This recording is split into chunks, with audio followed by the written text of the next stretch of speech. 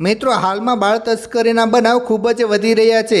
બનાસકાંઠામાંથી પણ એક આખું રેકેટ ઝડપાયું છે, જેમાં માસૂમ બાળકની તસ્કરી કરવામાં આવી હતી।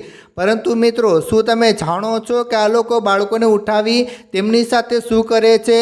તમે સપનામાં પણ ન વિચારી શકો એવું આ લોકો નિર્દોષ બાળકો સાથે કરે છે। જો તમે પણ જાણી લેશો તો તમારા બાળકોને એકલું બહાર મોકલતા પહેલાં 100 વખત વિચાર કરશો। મિત્રો, શું છે પૂરેપૂરી હકીકત? ચાલો આપણે વિસ્તારથી જાણીએ। મિત્રો, બનાસકાંઠાના વડગામમાં એક ભિક્ષુક દંપતીનું 4 વર્ષનું બાળક માત્ર 10 રૂપિયાની લાલચમાં કિડનેપ થઈ ગયું હતું।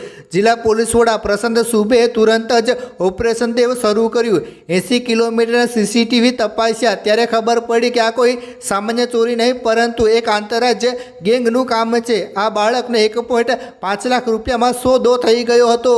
પોલીસે આ કેસમાં 2 મુખ્ય શખ્સોની ધરપકડ કરી છે। શૈલેષ ગમાર, જે દાતાનો વતની છે અને અગાઉ પણ બાળ તસ્કરીમાં સંડોવાયેલો હોવાની શંકા છે।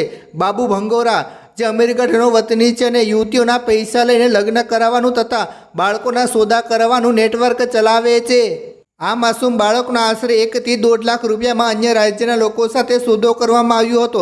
આરોપીએ કબૂલાત કરી છે કે 1 મહિના પહેલાં પણ તેમણે એક નવજાત બાળકીનો આ રીતે સોદો કર્યો હતો। આ ગેંગ આંધ્રપ્રદેશ, તમિલનાડુ અને તેલંગાણા જેવા રાજ્યોમાં બાળ તસ્કરીનું નેટવર્ક ચલાવતું હોવાનું સામે આવ્યું છે।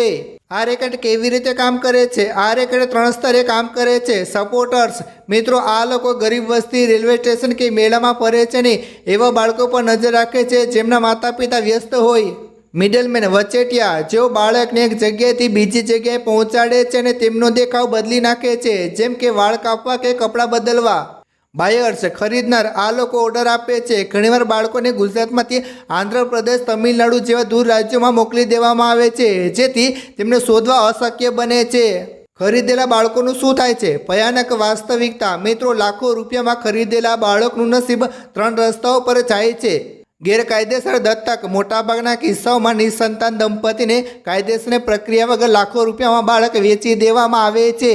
સંગઠિત ભીખ, બાળકોને ડરાવીને કે નશો કરાવીને મોટાભાગના સિગ્નલ પર ભીખ માંગવા પર મજબૂર કરાય છે। મજબૂરી અને શોષણ, ખેતરો કે જોખમી ફેક્ટરીમાં બાળકોને ગુલામ બનાવીને કામ કરવામાં આવે છે।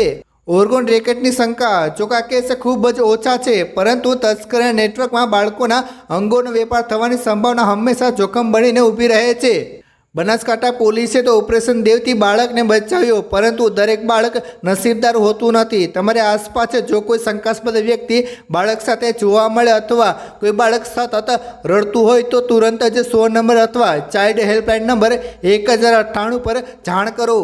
શું તમને લાગે છે કે આવા ગુનેગારોને ફાંસીની સજા થવી જોઈએ? હા કે ના લખીને નીચે કમેન્ટ જરૂર કરજો અને જેમ બને તેમ આ વિડીયો શેર કરો, ફેસબુક, વોટ્સઅપ પર ફેલાવી દો, જેથી કરીને બધાને જાણ થાય કે આ લોકો બાળકો સાથે શું કરે છે અને બાળકો બચાવે છે।